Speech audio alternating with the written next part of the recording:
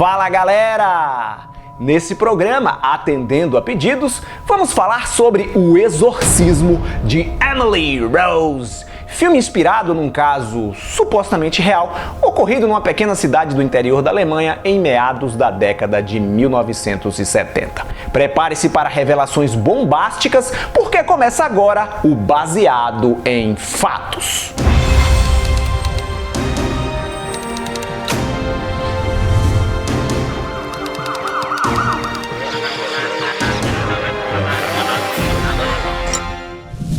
Antes de começarmos, gostaria de convidar você a conhecer a Jetro Store, a lojinha oficial do nosso canal. São posters, camisetas, placas decorativas, almofadas e muito mais. Tudo criado pensando nos fãs de horror e trash. Acesse www.jetrostore.com.br, que eu tenho certeza que você vai amar os nossos produtinhos. Agora que eu já fiz o meu comercial, vamos a O Exorcismo de Emily Rose, produção norte-americana de 2005, inspirada no caso da jovem Anneliese Michel, que em 1976 foi submetida a nada menos que 67 sessões de exorcismo que culminaram com a sua morte.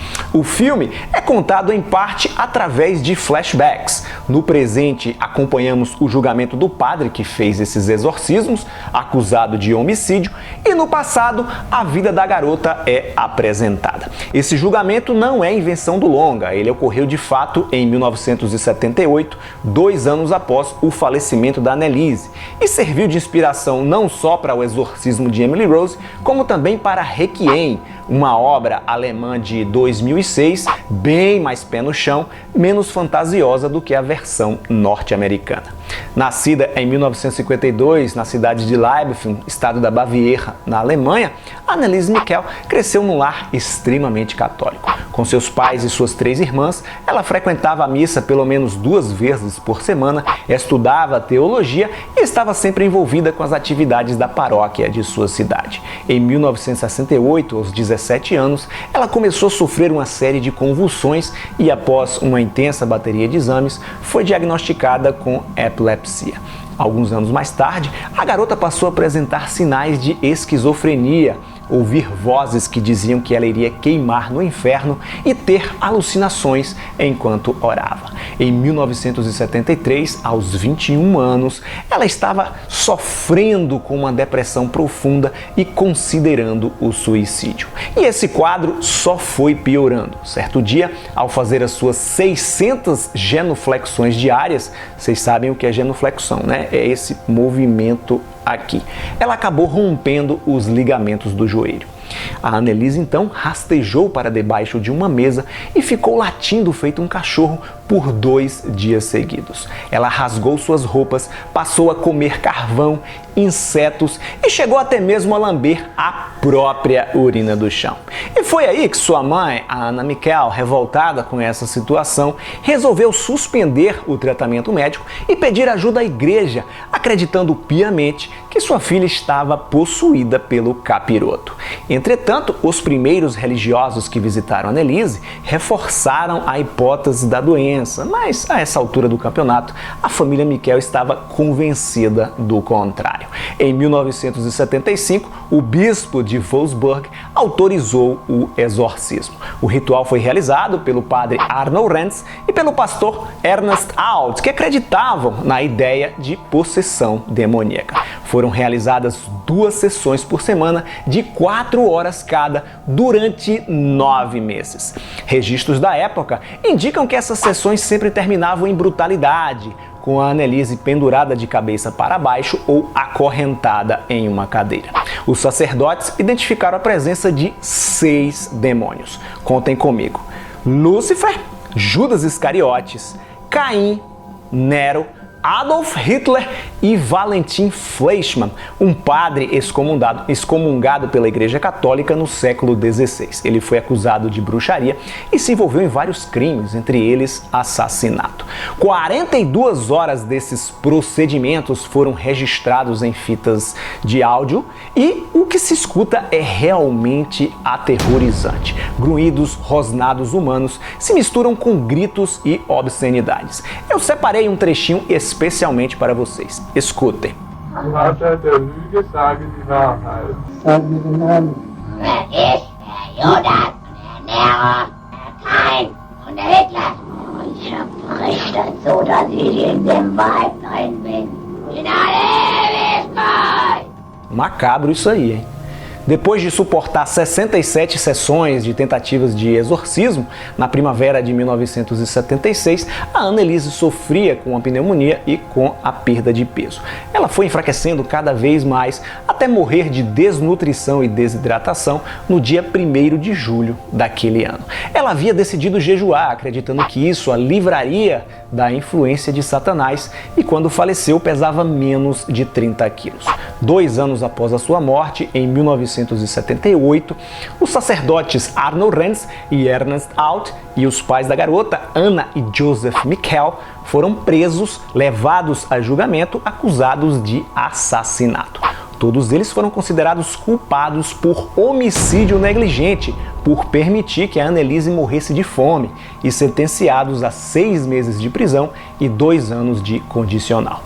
No filme, o ritual é realizado apenas por um padre, interpretado pelo Tom Wilkinson, e somente ele vai a julgamento. A produção também coloca um médico presente durante os exorcismos, mas isso aí é invenção do roteiro.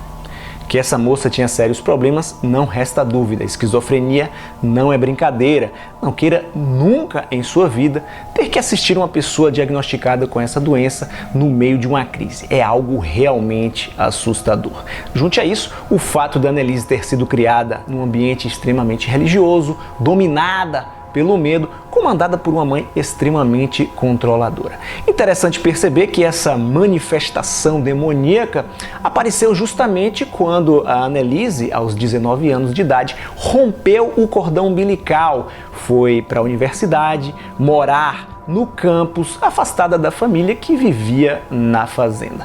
Talvez aí o choque cultural, talvez o fato de estar desagradando a mãe, que não queria vê-la morando sozinha, ou os hormônios em ebulição próprios da idade, ou quem sabe a combinação de todos esses fatores e mais um tanto de outros que eu não estou citando aqui, contribuiu para esse quadro clínico. Vai saber. Algo que a produção alemã Requiem leva em consideração, diferente da obra norte-americana. E o conteúdo das gravações dos exorcismos, Jetro, como é que você explica? Ora, em 1973, O Exorcista chegou aos cinemas. Em 1974, ele foi lançado na Alemanha. 1 ano e meio aí aproximadamente antes desses rituais que vocês ouviram um trecho agora há pouco. Eu vou exibir novamente um pedacinho dessas fitas com uma pequena alteração. Assistam.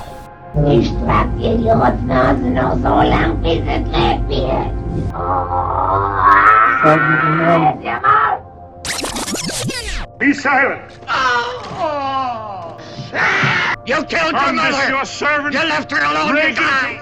O que eu fiz aqui? Eu exibi um trecho de O Exorcista com um desses áudios das sessões de exorcismo da Anneliese Mikkel. Quem já assistiu ao longa estrelado pela Linda Blair percebe uma grande semelhança entre as reações de sua personagem possuída e as reações da Anneliese. Esse filme foi um forte influenciador não só na vida da conturbada jovem, como também da comunidade local onde ela vivia. De repente, pessoas possuídas pelo capeta e exorcismos entraram na moda.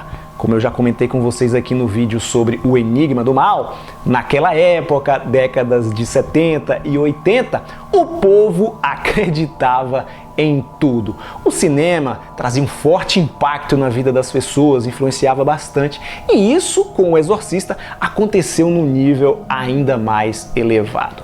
Entenda, eu não estou dizendo aqui que a Annelise estava fingindo, nada disso. Acredito que ela tinha sérios e graves problemas psicológicos que foram negligenciados. Seus pais recusaram uma internação na clínica psiquiátrica de Würzburg, uma cidade mais próxima, mais desenvolvida. E pior, no auge da crise da garota, eles suspenderam os remédios que ela tomava para depressão, para ansiedade, para epilepsia e por aí vai.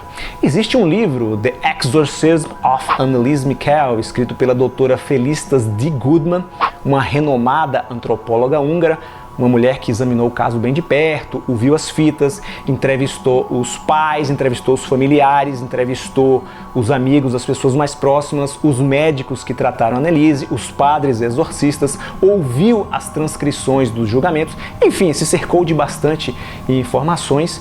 E nesse livro, a doutora Felicitas é categórica em dizer que a Annelise Michel poderia sim se recuperar, responder a um tratamento mais rigoroso, como por exemplo, eletrochoque. Eletrochoque, ia torturar, ia matar a menina. Nada disso, gente, isso é ignorância que a gente sai falando por conta dos filmes e seriados que propagam essa ideia ridícula. Saibam vocês que o método, que é chamado eletroconvulsoterapia, tem resultados positivos, um nível bem elevado de recuperação de pacientes. Eu vou deixar um link na descrição para que vocês leiam e não saiam mais por aí falando essas bobagens. Em determinado trecho de O Exorcismo de Emily Rose, o filme dá a entender que a garota aceita toda essa situação dolorosa por qual ela está passando após uma visão com Nossa Senhora, onde a mãe de Jesus pede a Annelise que ela suporte todo esse sofrimento, todo esse calvário, no intuito de propagar a fé cristã. Se a garota realmente sonhou com a Virgem Maria, ela não contou para absolutamente ninguém. Eu procurei bastante, não encontrei nenhuma fonte confiável, não há registro disso, como é mostrado no filme. Após a tragédia, o episódio deu início a um intenso debate na Alemanha sobre liberdade religiosa e direitos paternais. Em 1984, os bispos daquele país, baseados no caso da Annelise Michel, pediram a Roma para rever os ritos de exorcismo. Mas o Vaticano levou 15 anos para se pronunciar e foi quando eles finalmente publicaram a primeira atualização dos rituais desde o século XVII, autorizando o exorcismo agora somente após uma avaliação, uma qualificação médica. Mesmo com todas as suas liberdades poéticas, o Exorcismo de Emily Rose é bem interessante, uma espécie de terror de tribunal. Eles conseguiram fazer aí uma mistura caprichada com boas doses de suspense. Quem quiser assistir tem disponível na Netflix, faz uma busca aí que você encontra no catálogo. Vou ficando por aqui, obrigado por sua audiência. Se você curtiu o programa, já sabe, deixa aí aquele like maroto, compartilhe o vídeo com seus amigos, me siga nas redes sociais para não perder nenhuma novidade. E se você ainda não é inscrito, tá esperando o quê? Assine o canal. Tchau e até a próxima.